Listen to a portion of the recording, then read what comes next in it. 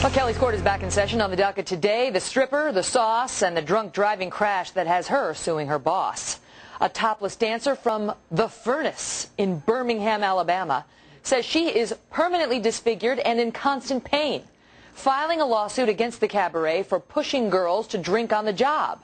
Apparently, the club encourages the dancers to push for drinks from the customers, and 23-year-old stripper Patsy Haymaker did just that. She got drunk. She got behind the wheel of her car, and then she had a bad accident breaking her back. Now she's suing the club, and a judge just cleared the case for trial, allowing it to go forward.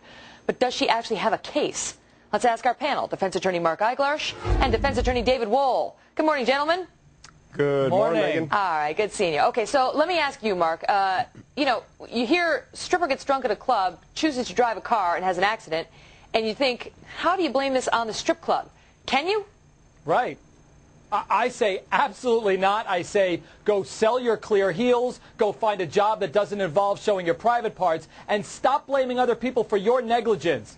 Nobody put a gun to head to have her sucked down over a dozen drinks. There's actually a strict policy at the club that while you're there to promote drinks, you yourself as a stripper should only have no more than 2, and you need management permission if it's alcoholic as opposed to non-alcoholic. I'm surprised she didn't sue the building for running into it because, obviously without a building she wouldn't have smashed her car. That's the thing, David. Whatever happened to personal responsibility? How did she wind up blaming this on the club? Well, look, Megan, these establishments, for these establishments, alcohol is a huge pot of gold. Everybody knows that. These were more like sales jobs just as much as they were stripper jobs. One employee issued a sworn statement saying that basically if you didn't sell your quota, you'd be dancing on the unemployment line. So that's huge.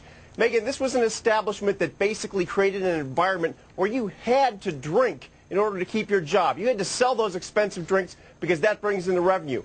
They said they had breathalyzer tests that were a requirement also for these gals before they left. Right. One employee said they were never used. Bottom line, if I'm advising this establishment, it's simple. You have a business that requires or encourages drinking. You set up a ride, you set up a driver, you set up a cab, taking them to and from work. It's simple. You avoid liability because this is very different than the dram shop laws when you're talking about an employee who leaves. What about that, Mark? If the strip club, The Furnace, sets up these breathalyzers for the strippers to take before they leave at the end of the night, but they did not use it here, and clearly they didn't because she was, by all reports, extremely drunk when she had this car accident, could they be held liable? In other words, they seem to be taking some responsibility for whether or not she'd go out drunk, and they seem to have failed.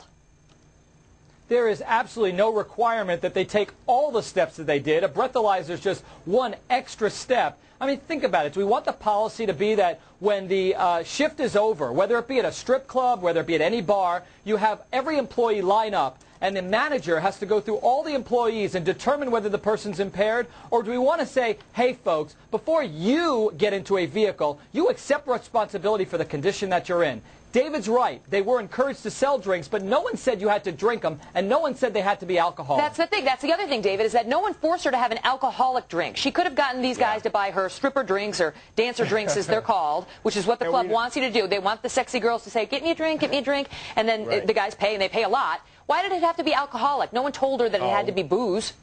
Yeah, well, we know how that works, Megan. With a wink and a nod, you can sell non-alcoholic drinks.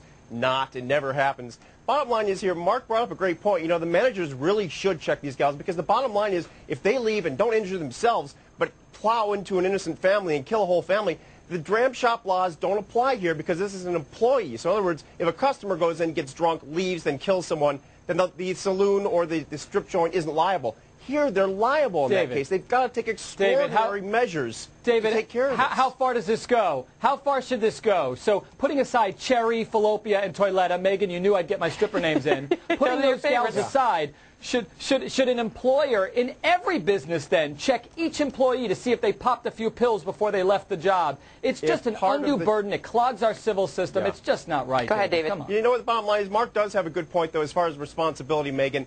This gal is not going to collect everything from the stripper. There's going to be a comparative negligence here. She's probably going to be, my guess is 30 to 40% responsible. The club will be 60 to 70%. but there will be a I don't settlement. think so. in this Why matter, should or the a club be judgment. any responsible? None of the other strippers had this problem. Everybody else, listen, if I work for a strip club and they tell me they want me to sell drinks and they want people to get me to buy drinks, then I get people to buy me drinks. That doesn't mean I need to drink them, and it doesn't mean I need to get drunk. And if I do get drunk, it doesn't mean I need to choose to get behind the wheel of a car, which I know, whether I'm drunk or sober, is a really stupid thing to do. Why? It is Because stupid. people wind up with broken backs. So, David, Right, exactly. why And should the it is strip stupid, club and be that's why apportioned she's any partially at liability? fault. Go ahead, David. That's why she's partially at fault. But this is a job requirement that they encourage customers to buy dancer drinks. When Why they buy does she have dancer to drink drinks, it? It goes without saying that the dancers